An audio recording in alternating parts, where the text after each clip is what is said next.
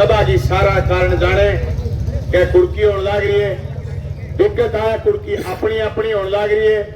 मेरे कने कागज है, वह कागज में अमित शाह को बयान है कि 45 दिन में मिलेगा सहारा इंडिया में अटका धन, सरकार ने लॉन्च किया रिफंड पोर्टल। ये खबर है 18 जुलाई 2023 कब की? 18 जुलाई 2023 की। अमित शाह ने कहा कि सहारा इंडिया में जो पैसा लगा हुआ था उसके 5000 करोड़ रुपए बैंक में आ गए और आपको मिलेंगे। ये बात कामरेड अमरा राम ने आज से 2 महीने पहले लोकसभा में उठाई। तब ये कहा है कि पैसे तो आ गए थे, हम दे नहीं पाए। यानी कब आ गए थे पैसे? पैसे आ गए थे 5 साल पहले, लेकिन 5000 करोड़ रुपए जो सारा इंडिया ने पैसे खाए उसकी एक छोटी सी राशि आई थी, वो 5 साल 7 साल तक मोदी और शाह ने रोके रखी और वो पैसे उन्होंने अब तक नहीं लौटाए। आज तारीख तक उन्होंने फिर तारीख दी 19/9/2024 को कि रिफंड होगी राशि, कौन सी? सहारा की, लेकिन आज तक नहीं मिले। मैं अकेले सहारा की क्या बात करूं, मेरे पास कागज है, ऐसे कागज जिसमें विभिन्न कंपनियों के नाम है, जो कंपनियों के नाम आपने भी आज तक सुने। साथियों, ऐसी ऐसी कंपनियां जो आपके बीच में आई, आपसे पैसे लूट के ले गई और घोटाले कर गई, और आज देश में अकेले आप और हम नहीं, करीब इस देश के 40 करोड़ लोग उनसे प्रभावित हुए। वो कंपनी थी पल्स कंपनी। पल्स कंपनी ने इतना पैसा इकट्ठा करा, जब मैं एमएलए था मैंने राजस्थान की विधानसभा में संजीवनी के लिए और पल्स के लिए और सारा इंडिया के लिए और आदर्श क्रेडिट सोसाइटी घोटाले के लिए मैंने आवाज उठाई थी। दोस्तों, ये वो कंपनियां हैं जिन्होंने हजारों करोड़ रुपए लोगों से इकट्ठे करे, लेकिन इनके खिलाफ अभी तक कोई कार्रवाई नहीं हुई। वो थी आदर्श क्रेडिट सोसाइटी घोटाला, संजीवनी क्रेडिट सोसाइटी घोटाला, सारा इंडिया कंपनी का घोटाला, जेकेबी क्रेडिट सोसाइटी घोटाला, पीएमसी बैंक जिसका अभी भी 4355,000 करोड़ रुपए पेंडिंग है, nicer green forest limited company घोटाला।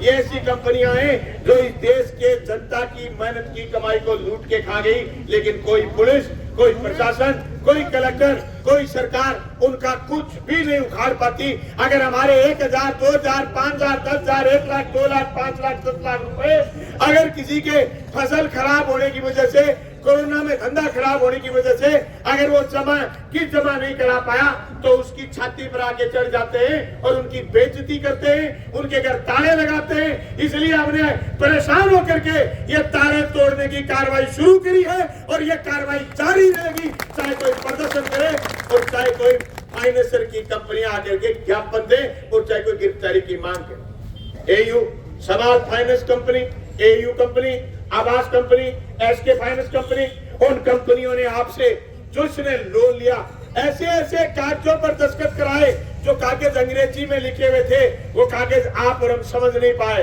अब वो कह रहे हैं कि 15,000, 10,000 जिले में 2,000 लोगों के रोजगार चले जाएंगे। अरे शर्म करो ऐसे रोजगार पर, जिसकी शर्त बताते वक्त तुम्हें शर्म आती है। तुम हमारी मातृभाषा में वो शर्त लिख कर के लेकर के आओ, अगर आपका कोई एक आदमी भी लोन ले ले तो मैं आपकी टांग के नीचे से निकल जाऊं। अरे 17% ब्याज, 22% ब्याज, 32% ब्याज और पेनल्टी आपने पर डे की 450 रुपए पेनल्टी। अरे क्या हुआ? इंदिरा गांधी के प्रधानमंत्री बनने से पहले इस देश के बैंक प्राइवेट बैंक थे, ऐसे ही बैंक थे अंग्रेजों के जमाने में, ऐसे ही बैंक थे उसमें सूदखोर लोगों से भाई में हाथ उठा लगवाते और सारी जमीन हड़प लेते। वो की वो परिस्थिति आज मोदी के आने के बाद देश में हो गई। ये बैंक सारे निजी हाथों में जा रहे हैं और निजी कंपनियां लूट मचा रही है और लूट करके इतना माल इकट्ठा कर रही है जो आप सोच नहीं सकते। सच मंगेश बता रहे थे कि एक आदमी के पास सिर्फ 1000, 2000, 5000 रुपए थे, वो आज 1 लाख करोड़ की संपत्ति का मालिक हो गया।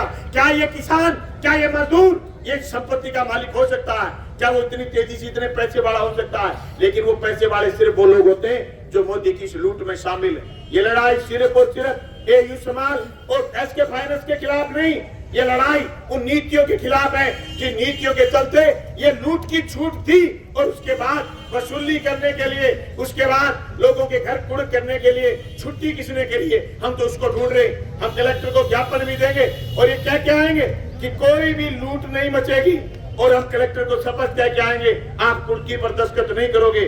अगर आपको हम कहना चाहते हैं लोगों से, अगर किसी का समय पर पैसा भरा जाता है, उसका काम बढ़िया चल रहा है, आप अपना लेन देन अच्छा रखिए, लेकिन एक किस्त किसी की ड्यू हो गई, क्या करते हैं बेईमान लोग, जिसकी एक किस्त ड्यू हो गई वो किस्त को ले जाएंगे लास्ट में ले जाकर के तब तक उसकी पेनल्टी खड़े रखेंगे। मेरे पास एक कागज आया छोरे का, ये छोरे का नाम तो मैं नहीं बताऊंगा क्योंकि थोड़ा ठीक नहीं लगता। ये छोरे ने कागज दिया मेरे को, ये बताया कि मेरे फादर साहब एक्सपायर हो गए, हमने लोन लिया सारा का सारा करीब 16.5 लाख और हमने भर दिए 5.5 लाख। उसके बाद फादर की डेथ हो गई, सारा माल मामला फादर के नाम था, काम बंद हो गया, पैसे नहीं भर पाए।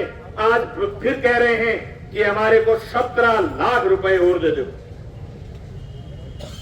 16 लाख लिया, 5.5 लाख भर दिया, 17 लाख देर हो गया। मैं पूछियो सारी जिंदगी भरतोरे ने इन उबरण को दे बीमो भी तो बीमे, अरे बीमे वाला तो रुकबीर जी कागज ये पढ़ाते ही नहीं, वो तो अंग्रेजी में दस्तखत कराते हैं। एक आदमी अगर ये कह दे कि मेरा फादर 1 साल के भीतर चला गया, बीमे की 1 साल की लिमिट थी, तो बीमे वाली बात पूरे जिले में कोई फाइनेंस कंपनी उदाहरण नहीं बताएगी कि हमने ये फलाने को बीमा दे दिया। बीमे की लड़ाई हमारी किसानों की चल रही, जब हम MLA थे इस जिले को 4-4.5 हजार करोड़ रुपए बीमा आया। अब पिछले 2023 रबी का बीमा आया मात्र 145 करोड़, जिसमें से बटे नहीं है अभी तक 120 करोड़ भी, और उसके बाद खरीफ तो 2024 का अभी तय नहीं हुआ, बीमा को नजर लग गई। लेकिन हमारी डुंगराना में किसान पंचायत थी, हमारी पल्लू में किसान पंचायत थी, उसमें रामगढ़ में किसान पंचायत थी, हमने तय करा है कि सैटेलाइट से खेत तय नहीं करने देंगे और हम 10 तारीख को नोर का उपखंड कार्यालय अनिश्चित काल के लिए घेर के बैठेंगे और बीमा की लड़ाई को मजबूत करेंगे। आप इस क्षेत्र में पानी की लड़ाई और फाइनेंस कंपनियों के खिलाफ लड़ाई मजबूत करिए, उधर हम फसल बीमा की और पानी की संघर्ष को मजबूत करें।